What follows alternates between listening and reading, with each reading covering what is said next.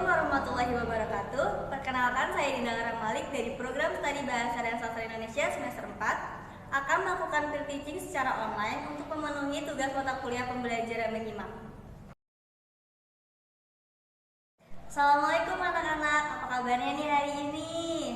Minggu kemarin Ibu ngebahas tentang materi apa ya? Oh, ada tugas nggak nih? Nggak ada ya? Ya udah, berarti hari ini kita masuk ke materi selanjutnya, yaitu puisi dan struktur batin puisi.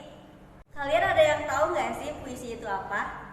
Puisi itu ekspresi yang berasal dari pemikiran, imajinasi, perasaan, ataupun pengalaman dalam wujud bahasa yang estetis, padat dan syarat makna sehingga menimbulkan kesan tertentu bagi pembaca. Struktur puisi juga dibagi menjadi dua struktur, yaitu struktur fisik dan struktur batin. Nah, sekarang Ibu akan membahas lebih jelas tentang struktur batin yang terdapat dalam puisi. Nah, struktur batin puisi itu merupakan wacana teks puisi secara utuh yang mengandung arti atau makna yang hanya dapat dilihat atau dirasakan melalui penghayatan. Struktur batin puisi juga dikatakan sebagai isi atau makna sesungguhnya yang ingin diekspresikan penyair melalui puisinya. Ada yang tahu nggak nih struktur batin itu ada berapa? Nah, struktur batin itu ada 4, yaitu diantaranya ada tema. Tema itu gagasan pokok yang ingin disampaikan oleh penyair.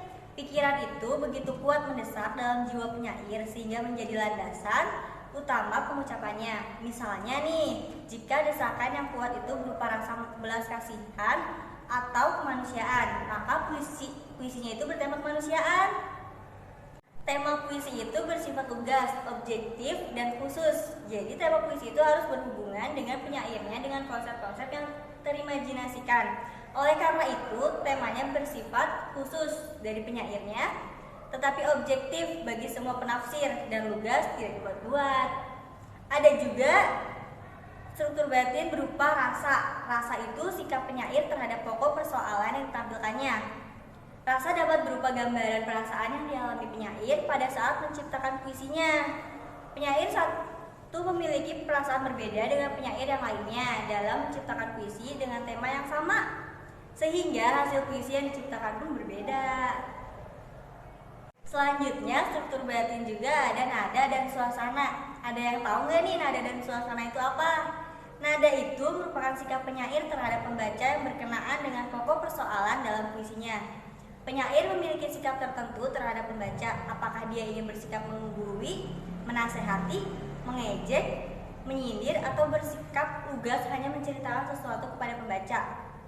Nah, jika nada merupakan sikap penyair terhadap pembaca, maka suasana adalah keadaan jiwa pembaca setelah membaca puisi itu atau akibat psikologis yang ditimbulkan puisi itu terhadap pembacanya. Dan yang terakhir nih, struktur batin puisi itu ada amanat. Amanat itu atau tujuan. Amanat itu maksud yang hendak disampaikan penyair melalui puisinya. Amanat, hal yang mendorong penyair untuk menciptakan puisinya. Amanat juga tersirat di balik kata-kata yang disusun dan juga berada di balik tema yang diungkapkannya. Amanat terkait dengan makna yang berhubungan dengan orang perorangan, konsep seseorang, dan situasi ketika penyair mengimajinasikan karyanya. Amanat sebuah puisi tersifat interpretatif, artinya setiap orang mempunyai penafsiran makna yang berbeda dengan orang yang lainnya. Nah, materi tentang puisi dan struktur batin dalam puisi sudah Ibu sampaikan. Nah, dari kalian ada yang ingin ditanyakan gak nih tentang materi yang Ibu sampaikan tadi? Oke, kalau nggak ada yang mau ditanyain, Ibu kasih tugas ya. Tugas buat hari ini kalian cari puisi yang kalian suka, terus kalian analisis nih menggunakan struktur batin puisi tersebut. Nanti dikumpulkan ya, waktunya 20 menit dari sekarang. Sudah semua kan mengerjakan tugasnya? Jika sudah, Ibu akan menutup pembelajaran hari ini. Nanti tugas yang sekarang bakalan kita bahas di minggu selanjutnya ya. Sekian dari Ibu. Wassalamualaikum warahmatullahi wabarakatuh. Cukup sekian teaching online yang saya sampaikan. Kurang lebihnya saya mohon maaf. Wassalamualaikum warahmatullahi wabarakatuh.